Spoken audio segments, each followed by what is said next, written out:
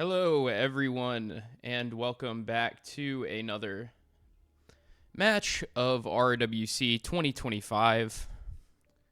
We have got Aphro against In4Fun. Lower bracket round 2. The loser of this match is going to be eliminated from the tournament, sadly. As 1 second, let me just give the match URL check real quick to make sure Aphro is not going now. Okay, there we go. After this ad, we should be good. Both players got audio on. Okay. All right, looking good. Aphro, one of the storylines of the tournament, I'd say, having her best career result in RR for sure. Gotten some of the biggest wins of her career as well. Looking to get another big one. Obviously, she took out Quat in her last game, 6-2. One of the big stories there, again, being Quat going out there. But Aphro playing really strong, not resetting a lot, and taking them out. Now looking to do the same for In4Fun. In4Fun certainly in the lower bracket a little earlier than they would have hoped, especially, RRWC 2020 champion, R13 champion. Perennial or, always consistent high-level player. He's run into some really tough opponents, though, and just some really wacky spins that have him down here a little earlier than he would have wanted to. So let's see which player is going to keep their tournament alive. We have Mendoza for the first map. Aphro just 0-1, only the one play ever of this map, so no PB. Meanwhile, In4Fun sitting at 17-15-1, 33 plays, a 340 PB, very solid. Not one of the strongest records he has on a map, but still very solid. And very understandable why he'd pick it here. As the spin is coming in, we have got Don Yates, Combat Knife, Head of Security, and then Tamara Sapper's Axe, Chief Winemaker.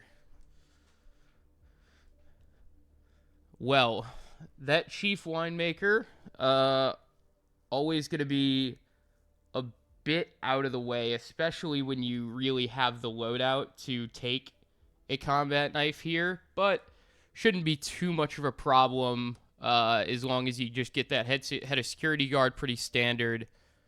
Or head of security grab pretty standard. In4Fun bringing the Combat Knife, as is Aphro. Everything you'll need for the Don kill can be taken care of early. You will need to bring the Sapper's Axe down with you from Don's room. But you can double Seeker Tamara and go grab that. And then go grab Chief Winemaker, I'd imagine. If you're comfortable with getting them later in the spin. Winery start plus Snail. Certainly could be an option. Although, starting Winery when you have to go get the Sapper's Axe, I don't know. There's a lot to there's a lot to think about in this spin. Oh, and Aphro gets an NTK, missing the Seeker Dart. I think this is a spin where I would very much just try and instantly load in and do what feels standard and just try and adapt it to what this spin needs to do. The Sapper's Axe does make a Winery start just very awkward, though, because of the distance, because of the fact that you have to go up to where you would kill Don in any other type of situation anyway.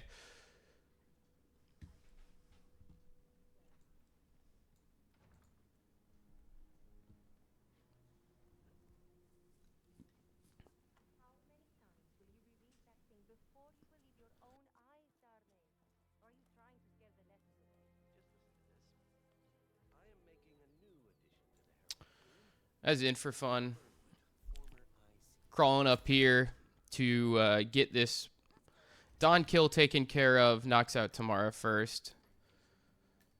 Now he will grab the keys, grab the Sapper's Axe, and be on his merry way. Meanwhile, Aphro still down here, just getting the head of security. She'll be heading up on her way to Dawn, about a little under a minute IGT behind In4 because of that early reset with the Seeker.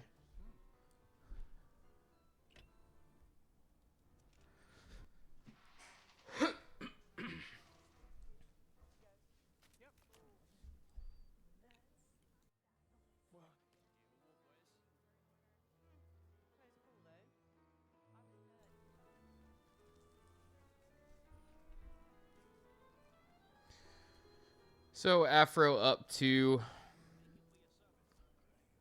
the villa. Gonna just awkwardly get around here, take care of Valentina, and then get this kill on Dawn. His body fell so far. Obviously, that was possible with that kill. I expected his body to fall a bit short, but it goes plummeting down the stairs right between those two guards. That's a tough rip. Obviously, I think that's something you think is a possibility, but man, it went flying. And yeah, another rip for Aphro there. 3 minutes behind on the timer as In4Fun going to grab this chief winemaker. Presumably, I would guess has hit tomorrow with a double Seeker.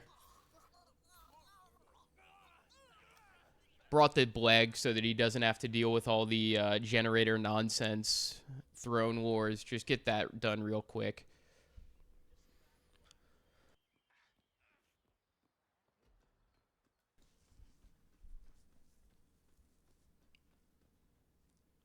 And In4Fun certainly looking very comfortable on their pick.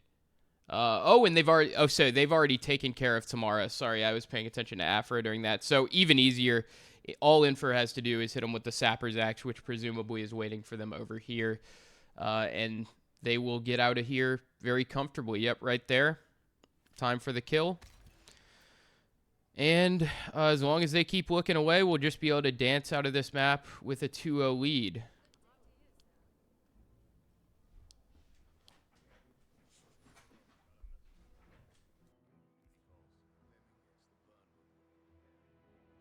Very well played by In4. Made their pick look very comfortable.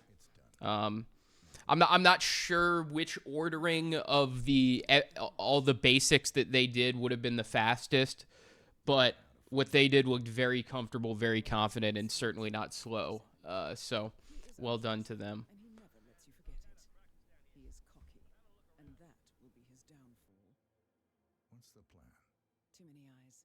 Meet me at the Olive Grove at sunset. One last tango, 47. Mika sees the vision. So yeah, the 2-0 lead clocking in for In4Fun. Now we go to maybe a controversial opinion, not on Berlin, but what this says about Mendoza, but in my eyes, another good map. We go to Berlin, where Aphro is 6-3-1 with a 743 PB. In4Fun 21-12-0 with a 512 PB. Oh, and I suppose I was forgetting that this is a groups rematch where, if I'm to believe Joker, and they're not spreading misinformation, Aphro won that. So In4 looking to flip the result here in the lower bracket.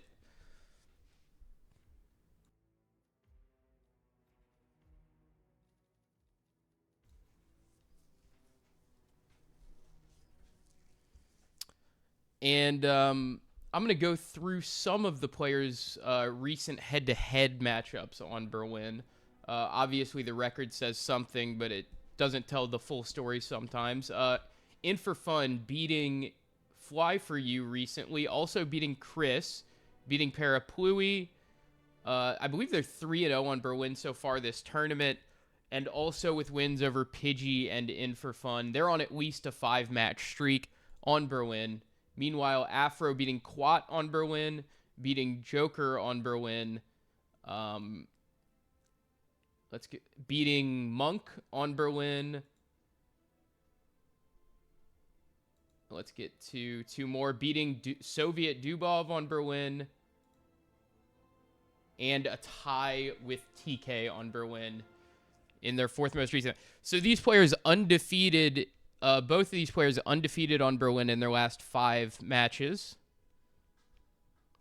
4-0-1 for Aphro, 5-0-0 for In4Fun.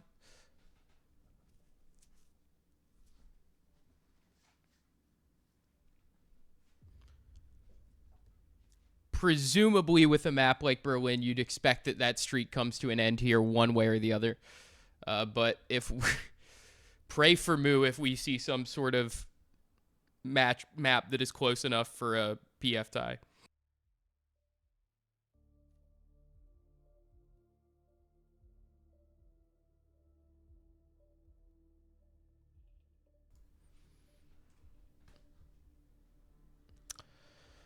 So just 15 seconds here until we get this spin. And you know what? I think I'll take this one. Chat, you guys can relax. As Aphro buffering at an unfortunate time, this is Assault Rifle DJ, NTKO, Falling Object, Bartender, Old Axe. Wow, that's great. Club Security, Hobby Knife Suit, Explosion Accident Technician. Well, no fun over potential different starts. We have Old Axe and Suit, so we know exactly how the spin will be starting.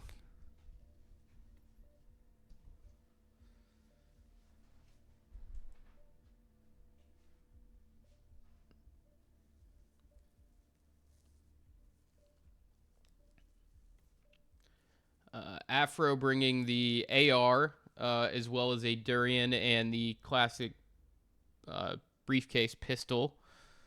Didn't see what In4Fun brought in loadout-wise. Was trying to give a look to some of these other kills. Not terrible conditions, really, outside of the... I assumed I would say maybe the peskiness of a Suit and Old Axe grab.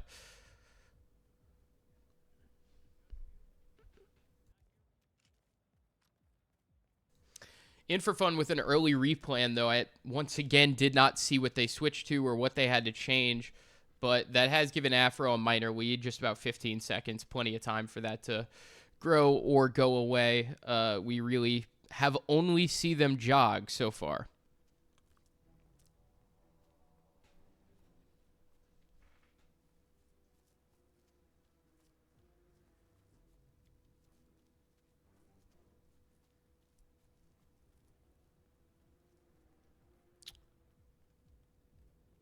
So, after a thrilling start to this Berlin spin, we can now go back to doing things.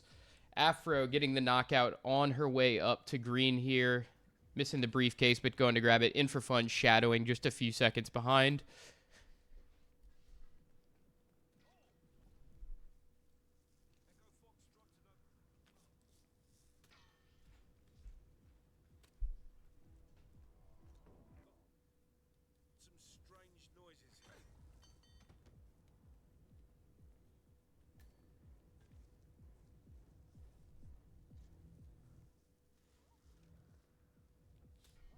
Aphro, we're in banner up here.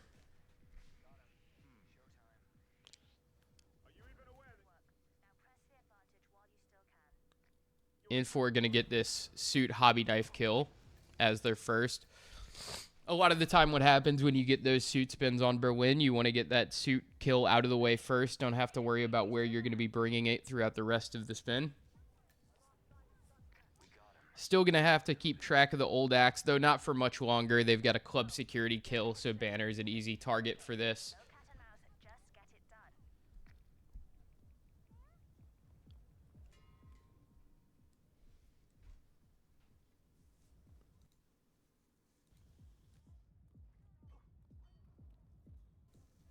Where did Aphro leave the axe? Well, in Banner's head. As they get their first kill. In4Fun getting his second. Aphro actually going for the explosion accident kill and nearly sends green over the fence. Doesn't matter since it's an accident kill, but would have been interesting to see any repercussions that could have had in terms of maybe him getting dragged places later in the spin. Shouldn't be a problem regardless, though. She drags him back over. Meanwhile, In4 bringing this propane down. He still needs to get that kill. Meanwhile, Aphro still needing to get the suit hobby knife kill.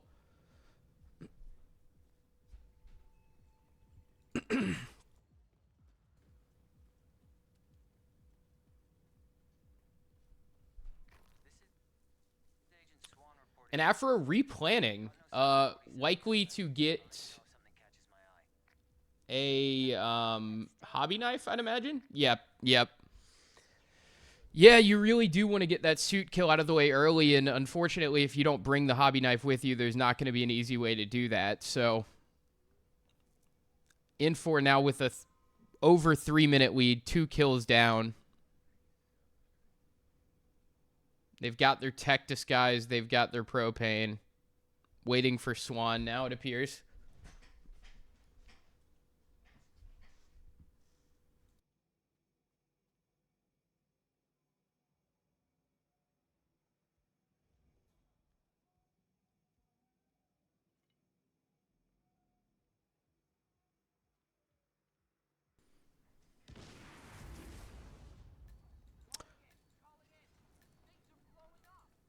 Oh, the body was seen, so it came up. Oh my gosh, yeah. So my panic initially was right, despite the fact that the body itself is I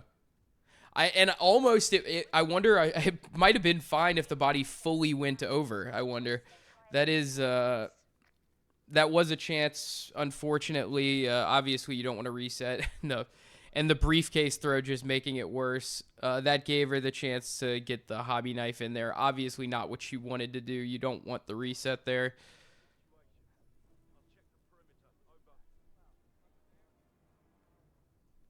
Now she's finagling her way around this guard to get this knockout. A very annoying delay that you can get early in those spins, especially when you try and knock him out with that briefcase. In4Fun's got his tech falling object right here, though. Or bartender falling object, sorry. Tech explosion accident already done. Whew. I got a little worried that he was going to get away, but no. Right back there with the AR. Now he's going to go down for this DJ. Just 1 kill left when he's heading downstairs, so he will have plenty of chances. And DJ never a tough disguise to grab, so In4Fun looking very good here to potentially notch up this lead to 4-0. I think they still had a little room, Dream. I think I made it seem maybe a little closer than it was, but it wasn't forever. Which is why I had that initial reaction, at least. But yeah, In4Fun, switching to club security. Going roundabout, gonna grab their DJ.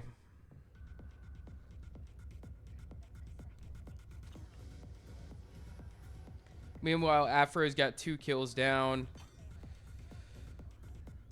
Moving along with the spin, but it does seem like it's gonna be a little too late, as...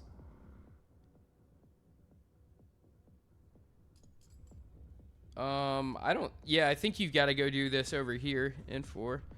And let's see if he can get this throw. Yeah, that should do it.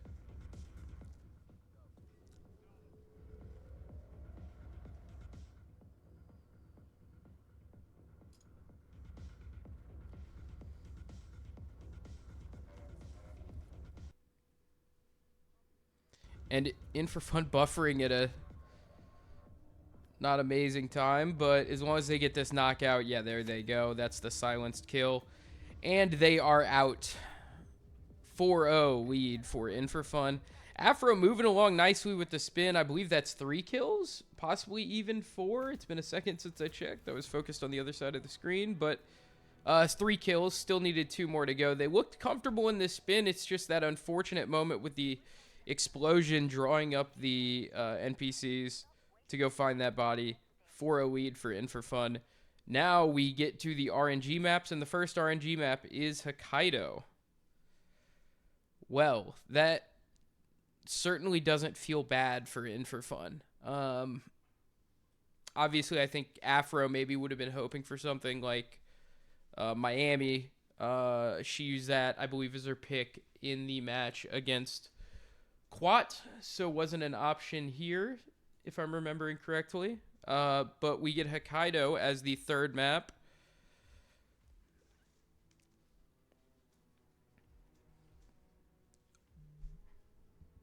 And wow. Yeah, In4Fun is 22-7 with a 2 minute and 27 PB.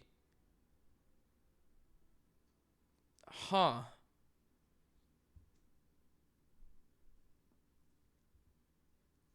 And also when I right around when I started saying that, there was like 2:27 on the clock. And also, if you pay close enough attention, the score of this match is 2:27. So there's a lot going on here. But 2 minutes left till we get into this. I'm going to see if I can find some of their recent results on Hokkaido.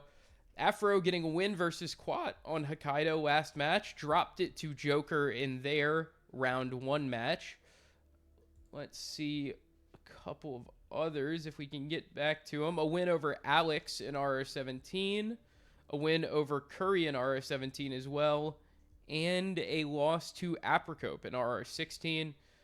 Meanwhile, In4Fun hasn't played Hokkaido a ton recently. Beat Dane in or lost to Dane in RR16 on Hokkaido. Lost to the Reaper in the RRWC 2024 third place playoff. Beat Scruffy on it in the semifinals of the same tournament. Beat Quat in the quarterfinals of that same tournament as well. And beat Harma in RRWC 2024 groups.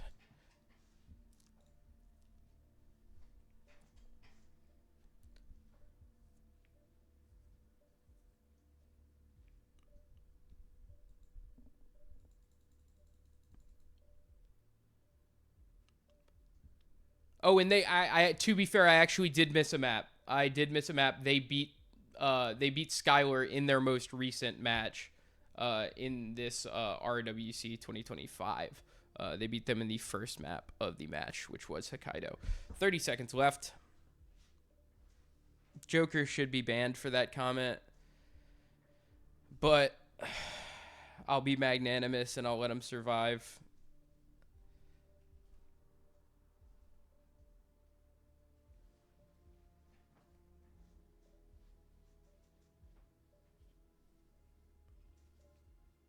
Let's see what we get here for map 3. It is Eric Soder's robot arms as the handyman and Yuki consumed poison resort security.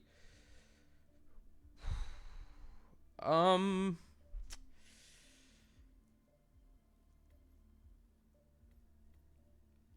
guess I'm not gonna lie, this one doesn't compute quickly in my head. Not the first spin I'd want to see loading into Hokkaido, but In4Fun, just getting straight into it from Morgue Start.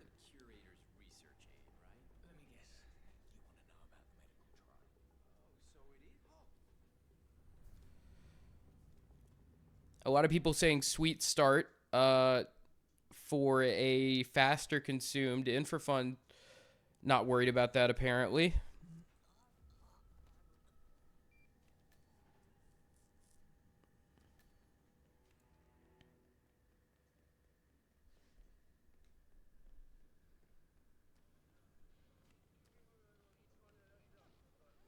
Meanwhile, Aphro starting restaurant. So they do start suit, but they don't start sweet.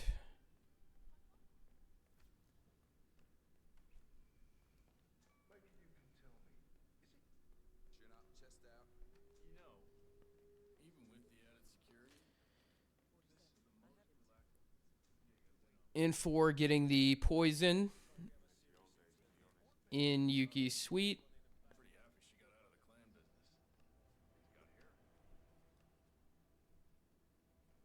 and Aphro restarting, not liking what they've planned so far. Another big lead early for In4.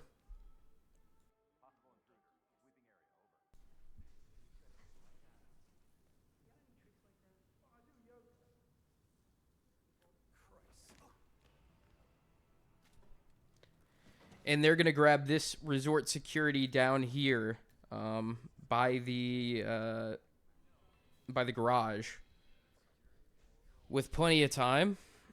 And they've got a handyman right here, too, that they can box and wait for that kill.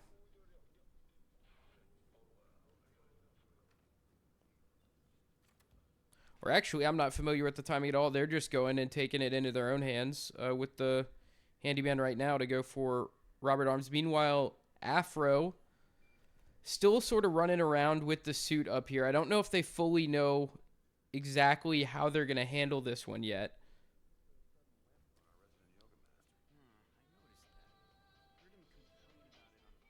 Looking around on the map right now. Oh, and In4 buffering the disguises with that spare time, actually.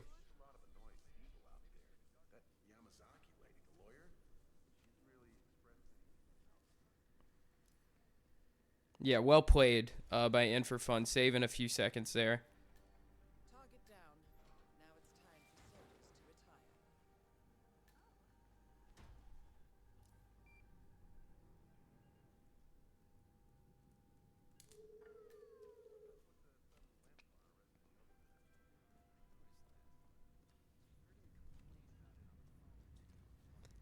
And this is looking good for In4Fun. They've still got to get this robot arm kills done, obviously, but a very substantial lead.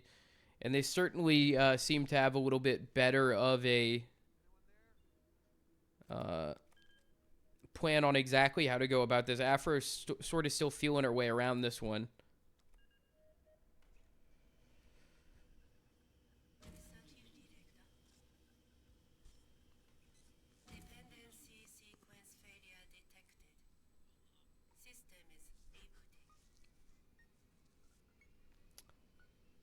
Let's see if In4Fun can get this sequence right. A true skill check we've got right here.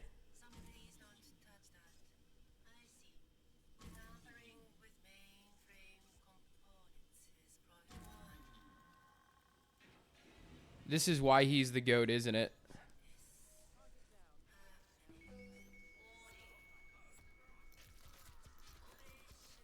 And yep, In4Fun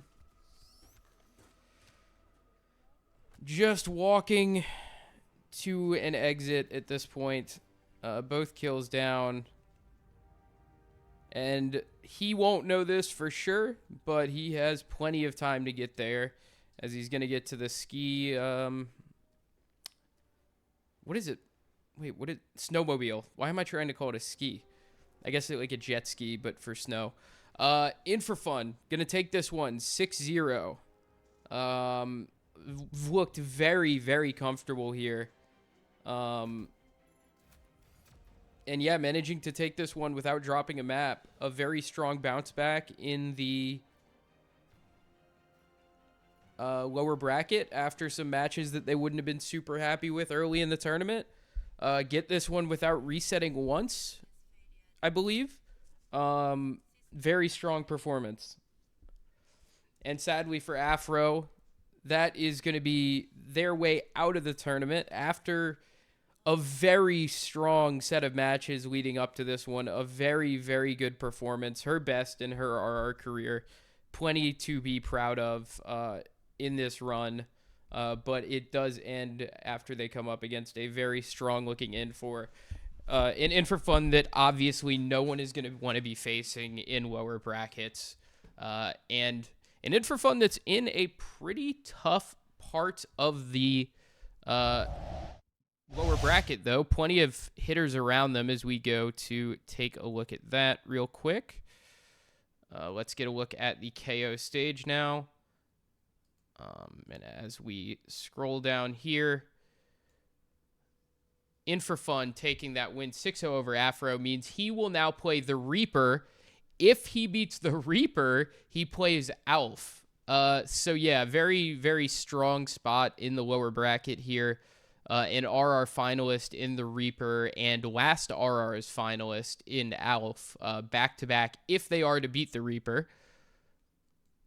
And yeah, just I was saying this on yesterday's cast, but in general, just a really high quality of players all across the tournament. And it's especially noticeable when you just look at the names that are already in losers bracket. Just a lot of really incredible players, and I think, you know, it maybe wouldn't be too controversial to say one of the strongest lineups in RR history for sure in this tournament. So In4Fun advances, but a lot to be happy with this tournament if you are Aphro as well. Let's take a look at the matches remaining that we've got upcoming. We have Growry and Chris coming up in an hour and a half, and then in about 3 hours, or maybe 3.5. I'm not sure. I'm not sure if it's 2.5 and 3.5 because I don't know CET. We will have Crescent and Gigs, our last two matches today. Then after that, tomorrow we have got Joker versus Dane. I Like Hitman versus Channel Joined. And Hausen versus Timecube. And then Friday, we've got Mika versus Skylar set up. So, a lot of exciting matches to go, even though the match count starting to thin out a bit. That just means the matches are going to be getting higher and higher quality, so a lot to be excited about with the rest of the tournament. And Crescent's match is 1 hour after the Chris match, so back-to-back matches essentially there. Still a lot to enjoy today with RRWC 2025. But that's going to do it for this match. Thanks for watching, everybody. Hope you tune back in for Growry and Chris, whoever ends up casting that, and have a good day.